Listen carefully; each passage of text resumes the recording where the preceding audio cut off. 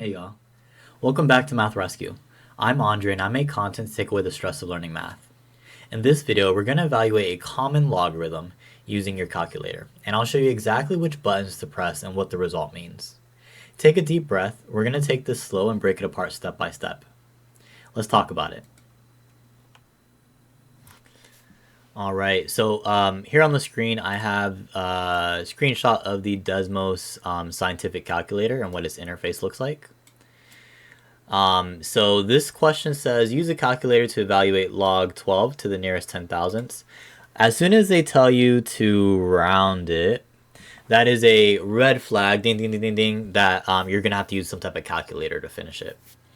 So if I was trying to do this using mental math, I would think of it as like 10 to what power equals 12. And that's just not going to work out for me using mental math. So instead what we're going to do is we're just going to take it as is. And we are going to type it into our Desmos scientific calculator or graphing calculator. I really like Desmos because I could just type off my keyboard. I could just type log₁₀ and it appears there. If your keyboard does not work or for whatever reason you don't want to type, you can click on function, and then from function you could click on your common log. Once we do that, we do generate an answer. So they want us to round, so we want to round to the 10,000ths place.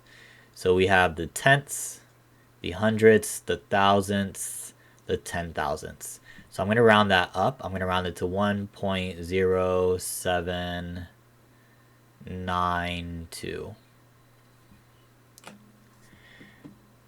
Alright, if you found this video helpful, please like and subscribe to support the channel. I post videos regularly. My goal is to make you feel super confident in math. Alright, see you in the next one.